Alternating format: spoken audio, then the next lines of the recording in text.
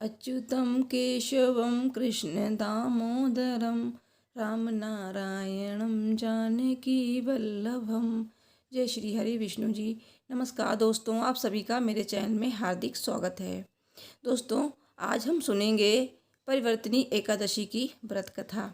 परिवर्तनी एकादशी का व्रत भाद्रपद मास के शुक्ल पक्ष की एकादशी को किया जाता है और इस एकादशी को जल झूलनी एकादशी डोल ग्यारस भी कहते हैं। दोस्तों, इस दिन भगवान विष्णु के वामन अवतार की पूजा अर्चना की जाती है और परिवर्तनी एकादशी पर भगवान विष्णु और माता लक्ष्मी की साथ में विधिवत पूजा अर्चना करने से व्यक्ति के जीवन के सभी कष्ट दूर होने लगते हैं और माता लक्ष्मी की असीम कृपा प्राप्त होती है। अगर आपकी आर्थिक स्थिति ठीक नहीं है तो इस दिन माता लक्ष्मी की पूजा अवश्य रूप से करें। माता लक्ष्मी के स्तोत्र का पाठ करें, जैसे कि महालक्ष्मी अष्टकम, कनकधारा स्तोत्र, श्री सूक्तम। तो इनका पाठ करने से माता लक्ष्मी की विशेष कृपा बनी रहती है और ये बहुत ही पुण्यदायक है।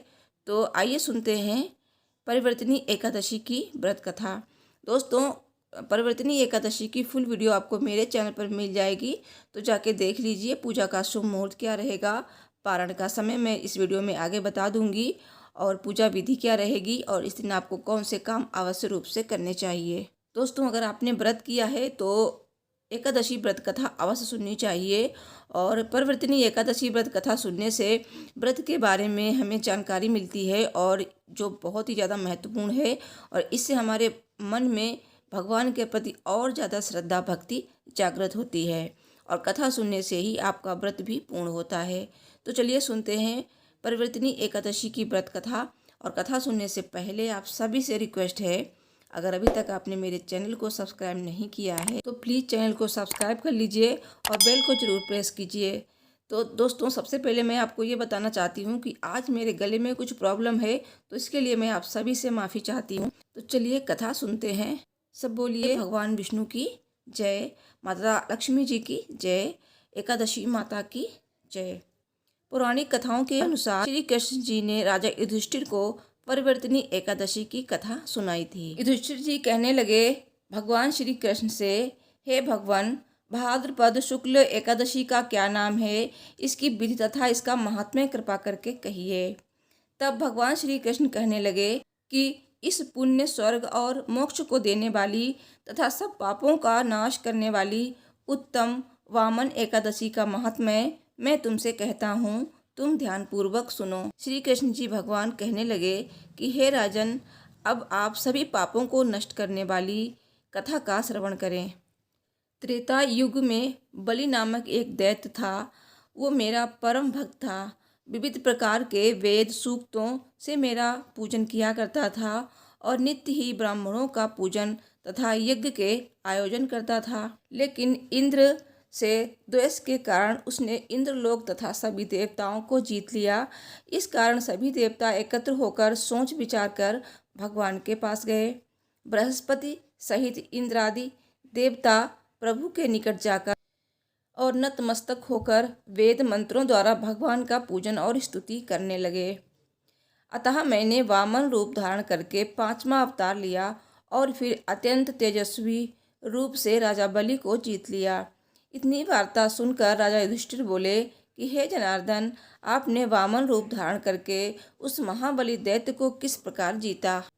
श्री कृष्ण भगवान कहने लगे, मैंने वामन रूपधारी ब्रह्मचारी बलि से 3 पग भूमि की याचना करते हुए कहा, ये मुझको 3 लोकों के समान है और हे राजन, ये तुमको अवश्य ही देनी होगी।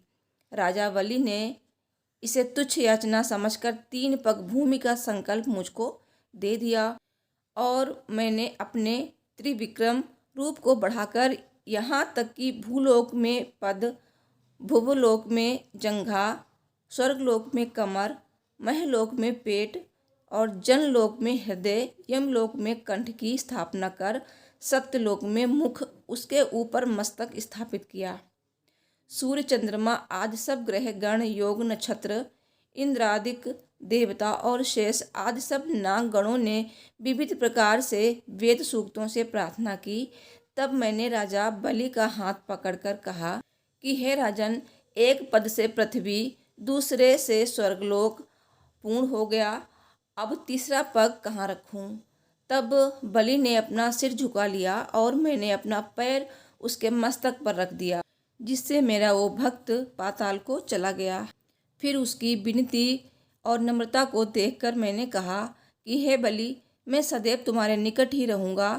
विरोचन पुत्र बलि से कहने पर भाद्रपद शुक्ल एकादशी के दिन बलि के आश्रम पर मेरी मूर्ति स्थापित हुई। इसी प्रकार दूसरी क्षीर सागर में शेषनाग के पष्ठ पर हुई। हे राजन, इस एकादशी को भगवान शयन करते हुए करवट लेते हैं, इसलिए तीनों लोकों के स्वामी भगवान विष्णु का उस दिन पूजन करना चाहिए। इस दिन तांबा, चांदी, चावल और दही का दान उचित होता है। रात्रि जागरण अवश्य करना चाहिए। जो विधि पूर्वक इस एकादशी का व्रत करते हैं वे सब पापों से मुक्त होकर स्वर्ग में जाकर चंद्रमा के समान प्रकाशित होते हैं और यश पाते हैं। जो पापनाशक इस कथा को पढ़ते या सुनते हैं उनको 1000 अश्वमेध यज्ञ का फल प्राप्त होता है। सब बोलिए भगवान विष्णु जी की जय, माता लक्ष्मी की जय, माता एकादशी की जय।